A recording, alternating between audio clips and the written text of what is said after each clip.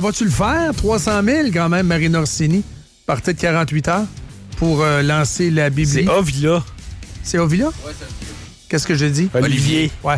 Ovila Pronovo! Ouais. Qu'est-ce qu'elle disait dans l'ancien compte? Lambert? C'était Marc. Ouais, c'était Marc qui disait sacrément. Marc Gagnon. Marc Gagnon! Ajoute 50 000 puis elle te fait tout ça. Ouais. Voici Frank. Voici Frank! Frank, the Demonizer. Dédomiseur, je pratique. Le dédomiseur. C'est d'autres tartes au sucre, moi. Tarte au sucre! Comment ça, nous? Aujourd'hui, on fait une tarte au pécan!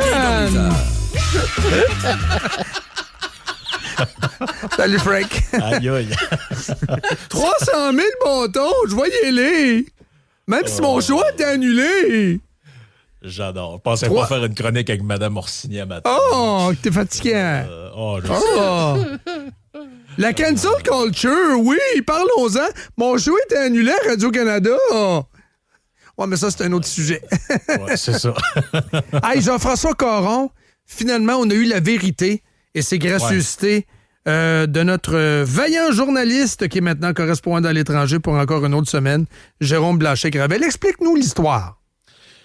Écoute, c'est une histoire quand même assez incroyable, cette affaire-là. Le vendredi passé, jeudi passé, on saute là-dessus un peu à brûle-pourpoint. Moi, Yann, il vous l'a raconté en ondes, mais je le rappelle brièvement pour ceux qui ne l'ont pas entendu. Mais Jeff Caron nous écrit, dit « Les gars, vous croirez jamais à ça, mais je viens de me faire canceller. » Je commence ça, tu viens de te faire canceller. Il dit « J'avais reçu un courriel confirmant que l'événement avait bien lieu, donc j'étais attendu pour faire mon allocution sur la politique étrangère canadienne au comité consultatif sur ce sujet-là au Parlement. Donc, il ne savait pas exactement qui l'avait invité pour faire cette allocution-là, mais il savait qu'il avait été invité par un parti en particulier. Donc, on lui dit que l'événement va avoir lieu 2 heures avant l'événement, un petit peu moins que 2 heures avant l'événement, on lui dit... c'est parce que là, finalement, il y a eu un réaménagement d'horaire, meilleure chance la prochaine fois. Puis il dit de quoi, meilleure chance la prochaine fois? Je viens de faire 30 heures d'avion, c'est quoi votre problème, tu sais? Fait que là, finalement, réécrit, on lui répond une affaire quasiment du genre « Votre courriel est important pour nous », tout ça. Fait que là, ça reste de même. Finalement, il nous contacte. Nous autres, on fait le live que tu as vu à brûle-pourpoint là-dessus. Très bon. Après ça, je sais que Jérôme Blanchet-Gravel s'est mis sur le dossier. Toi, t'en as parlé le lendemain. Finalement, on a su, puis ça s'est passé pendant que je faisais la chronique, pendant qu'on faisait la chronique musique vendredi passé le matin. On a reçu des textos disant finalement, c'est le Bloc québécois qui l'a invité et désinvité. Fait que là, on dit OK, c'est quoi l'histoire? Et là, du monde se sont mis sur le téléphone, dont Jérôme Blanchet-Gravel parlait à une couple de personnes. Et l'information qu'on a eue, c'est quelqu'un d'autre sur le comité aurait dit que si tu étais dans la salle, elle n'acceptait pas d'être là. Une prof woke. Ben là, en plus, c'est que la manière dont l'information avait été écrite, c'était écrit au féminin et c'est pas bien compliqué. Il y avait une fille sur la liste. Fait que ça a été assez facile à trouver, c'était qui. Et là, elle a été taguée par une couple de personnes sur les réseaux sociaux, a fermé ses comptes automatiquement. Fait que ça ressemble un peu à quelqu'un qui vient de se faire pogner. Là. Et là, moi, ce qui m'a découragé le plus là-dedans, c'est la réaction du Bloc québécois. Parce qu'on a appris que c'est eux autres qui se sont couchés en avant des demandes de cette personne-là. Eux autres, ils disent, mais c'est pas de notre faute, c'est le président du comité. Dans le fond, le président de cette affaire-là, c'est un libéral, c'est lui qui a tranché. Ouais, mais c'est toi qui n'as pas plus défendu que ça. Et là, t'avais, comment il s'appelle? Stéphane Bergeron, je pense, c'est lui qui s'occupe de ça au Bloc. Là, lui, il commence à monter sur ses grands chevaux, ses réseaux sociaux. C'est quoi cette histoire-là? Je veux préciser que j'ai souligné mon malaise... mais que finalement, moi, j'y ai répondu. Je disais, excuse-moi, là, man, mais souligner ton malaise, on n'en a que ciré. Là. Il y a un gars qui a fait 30 heures d'avion, puis vous y avez même pas écrit un courriel, vous ne l'avez même pas appelé pour vous excuser. Il n'y a toujours pas d'excuses. Là. Ils se sont pas excusés. On s'excuse, on vous a fait venir pour rien. Voici un dédommagement ou quoi que ce soit. Non, on vous a fait venir pour rien, on vous a cancellé 2 heures à l'avant, mais sachez que j'ai souligné mon malaise. Et là, il était rendu quasiment agressif. Là. Les gens lui posaient des questions puis il disait je n'accepterai pas qu'on remette en cause mon intégrité à bon entendeur. Tu sais, genre quasiment va vous poursuivre. Là. Ça va être correct, là. Tu sais, je veux dire, il y a quelqu'un qui s'est tapé 30 heures d'avion puis qui a écrit une allocution. Puis c'est un expert de la question, vous le flushez à la dernière minute. On a le droit d'avoir les gens ont le droit de poser des questions. Là. Je suis désolé. Là. Moi, je regarde ça à vue de nez comme ça. J'ai pas été très, très impliqué dans... Je sais que Yann l'a été là, dans les obstinations puis tout ça. Puis Yann a été comme accusé d'avoir livré cette prof-là en pâture et son compte a été fermé. Là. Moi, vous dire une chose. À vue de nez comme ça, c'est un prof québécois qui performe à l'étranger.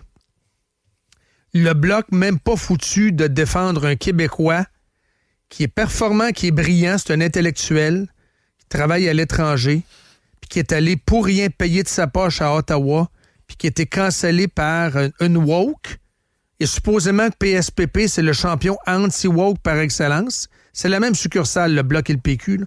PQ, Bloc, Bloc, PQ, c'est la même affaire. Et ils ne le défendent pas. Wow! Ça vous démontre à quel point ces gens-là sont superficiels, sont juste là pour le show, sont juste là pour la parure. Quand vient le temps de salir les mains et de défendre un Québécois, parce que moi, j'y vais avec leur narratif à eux autres. C'est un parti nationaliste qui défend les intérêts du Québec. C'est quoi défendre les intérêts du Québec si t'es pas capable de défendre les intérêts d'un Québécois? Ça vaut rien. Ça vaut de la colle. Ça vaut rien, rien, rien. Ben, c'est parce que, tu sais, on peut bien... je veux dire, la question que je vais poser, vous avez déjà la réponse dans la question, là. Mais si c'était un professeur québécois, militant indépendantiste, oui, qui défend le fait français, tout ça, et que c'est son fait d'armes, un peu comme le gars qui est malheureusement décédé là, il y a 1 an ou 2, là, que tu avais des fois en entrevue, là, oui. M. Bastien, c'est oui, ça? Frédéric Bastien, Frédéric, prof à Dawson. C'est ça. Si ça avait été un peu ce genre de profil-là, est-ce que vous pensez qu'on aurait eu un genre de silence radio? Parce que le monsieur en question du Bloc, il dit « Ouais, mais j'ai réagi, je me suis expliqué. » Ouais, t'as réagi parce que l'affaire est sortie publique. C'est ça. Mais si ce gars-là, si le prof Caron avait pas eu des contacts dans des médias, dont moi, dont toi, dont d'autres, il aurait resté dans sa chambre d'hôtel, pas de réponse. Là. C'est ça la réalité. Là. Indignation sélective.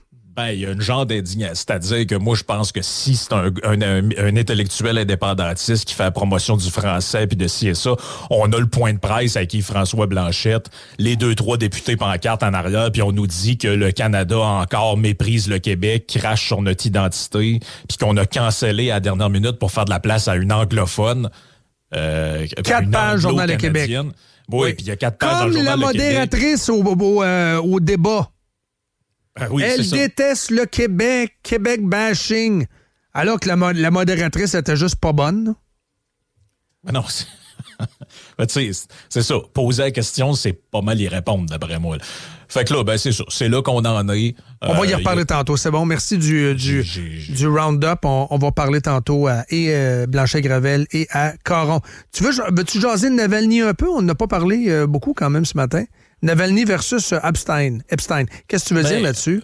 Ben, écoute, c'est que moi, je trouve ça quand même assez amusant là, que en fait, ça faisait 15 minutes qu'on avait appris son décès, que tout le monde savait ce qui s'était passé, comment il est mort, qui l'a tué, tout ça. Mais 6 ans plus tard, t'as un gars qui invitait des mineurs sur une île avec plein de politiciens puissants américains qui allaient là-dessus pour aller au minimum se rincer ses yeux, on va dire ça de même. Et la version officielle, c'est encore que le gars s'est pendu dans sa cellule de prison. Fait que, tu sais, moi, je me dis tout le temps, parce que dans un cas, ça a l'air que c'était une théorie du complot, ça. Dire que peut-être que ça se pouvait qu'il était peut-être pas pendu dans sa prison. Peut-être qu'il y a des gens qui avaient intérêt à ce que ce gars-là disparaisse. Mais tu sais, je sais pas quand est-ce qu'on va sortir de cette naïveté-là, de penser que des régimes autoritaires sont prêts à liquider des ennemis, mais que dans des démocraties, ça se fera jamais. Ah, que c'est bon, la twist ce matin, j'aime ça. Tu sais, je veux dire, mais dans quel monde est-ce que les gens vivent, là? Clairement, puis, tu sais, dans des démocraties... Nous vivons sur une planète de salauds. Ben, puis c'est ça le part un jour, ça le part toujours, quel que soit le drapeau que tu portes. Les Américains ont commis énormément de saloperies, là, avec la CIA, dans différents régimes, en Amérique latine et partout. Voyons donc, c'est des assassinats commandés, etc. Informez-vous. Non, nous autres, on est du bord de la démocratie. Eux, c'est les méchants. Mais eux autres aussi, c'est des salauds au pluriel, là. Il y a quand même aussi des événements qui sont survenus au cours des dernières années. Là. Je vous dirais que des empoisonnements... SOS Poison, d'après moi, il y a une couple de lignes téléphoniques qui sonnent en Russie. Il faut quand même être réaliste aussi. Là. Je regardais le compte Twitter de Mélanie Joly, là, notre ministre des Affaires étrangères, puis je la voyais avec... elle écrivait un post, elle disait « Je suis dans une rencontre productive avec mon correspondant de l'Arabie Saoudite sur la crise au Moyen-Orient, tout ça. » Puis là, tu vois le gars avec le rond noir sur la tête, puis toute la... Excuse-moi, là, mais tu sais, si tu me dis que on peut pas discuter avec la Russie, puis ton argument, c'est que c'est pas une démocratie, c'est une autocratie ou je sais pas quoi. Qu'est-ce que tu fais avec le gars qui est qui emprisonne Raif Badawi, by the way, et que Trudeau a fait une campagne électorale en disant « Nous allons le rapatrier. » C'est l'Arabie Saoudite, qui a décapité un journaliste? Décapiter un journaliste aussi. Ben, d'après moi, en Arabie Saoudite, si t'es un opposant du régime, ça se peut que tu finisses dans un genre de camp comme Navalny en Russie. Là. Khashoggi, le journaliste du Washington Post, je crois, en tout cas, il est entré par une porte, puis il est ressorti en foie de veau par l'autre porte, en arrière. Ça finit là? Non, c'est... Il y a une naïveté dans les pays occidentaux. Moi, je pense que ça démontre une sorte de faiblesse dont nos ennemis se gênent pas pour abuser. C'est d'ailleurs ce que disait Stephen Harper en fin de semaine qui a fait un genre de sortie sur Israël là, qui était sans équivoque, là, contrairement à ce que le gars avec les bas de couleur là, qu'on a comme premier ministre, lui, une journée, il est pro-Palestine, le lendemain, il est pro-Israël. Personne ne comprend ce qu'il fait. C'est parce que le monde ne fonctionne pas en noir et blanc. Tu sais, en fin de semaine, sur Twitter, les petits drapeaux ukrainiens qui braillaient sur Navalny, c'est parce qu'en passant, les Ukrainiens haïssaient Navalny. Là. Ben oui, Navalny, il disait qu'il fallait garder le Donbass puis la Crimée. La Crimée là. Bon point. C'est ça l'affaire, c'est qu'on est avec des gens qui vivent dans un espèce de monde binaire. C'est blanc ou c'est noir, c'est lui ou c'est... Lui, je l'aime, mais lui, je l'aime pas. Ouais, mais lui aussi, c'est une dictature. C'est pas grave, ça, je m'en occuperai plus tard. Là, pour l'instant, c'est lui. Mais tu sais, je veux dire, il y a comme quelque chose d'absurde là-dedans. Il y a quelque chose d'absurde à dire, OK, moi, je parle pas à Poutine parce que le gars est autoritaire, il est autocrate, tout ça, mais je vais aller m'asseoir avec mon homologue de l'Arabie Saoudite. Lui, il est fin. Mais lui, il est fin. Il est fin de quoi, là? Je veux dire, l'Arabie Saoudite, c'est un pays autoritaire et religieux. Si on dit que la Russie, c'est un pays avec des fondamentalistes religieux autoritaires où les élections sont tripotées et tout ça, à mon avis, on peut faire le même constat de l'Arabie Saoudite. Je comprends qu'ils n'ont pas envahi un pays limitrophe, là, mais c'est en termes de droits de l'homme, je suis pas sûr. Là. Je sais pas, j'ai-tu plus envie de vivre en Russie, en Arabie Saoudite? D'après moi, aucun des deux. Là. C'est pas mal là qu'on est. Là. Ni pour ni contre, bien au contraire. Y a-tu moyen de dire aussi d'arrêter de se déguiser? Là? Son boss, ça faisait pas, là, mais G.I. Jane, on l'a compris, là. T'es pas obligé de... Quand tu vas en Ukraine, le kaki est pas en mode, là. Il y a une guerre, là. Ouais, y a-tu une loi en Ukraine que t'es obligé de porter du verre? Ouais, c'est ça. Là, à un moment donné, le kaki, ça va être correct, là. Ça va être correct. Hey, Frank, merci encore. Hey, bonne semaine. C'est bien lancé, très certainement. C'est très bien lancé. Ciao. Puis Raif Badawi, il a été libéré de prison, mais il est encore pogné là-bas, là. Vas-tu revenir avec? Es-tu revenu... On l'a oublié, hein, lui. C'était en mode. Oh, mais c'est correct, il n'y a plus de coup de fouette. Il n'y a plus de coup de fouette. Ouais, puis c'est plus Harper, le PM. Ouais, c'est surtout, ça. Oui. Surtout. Très, très, très bon. On est en mode légion. Poiliev, on en rejasera. Oui, Poiliev, ce salaud qui veut pas de nouvelles dépenses. C'est incroyable.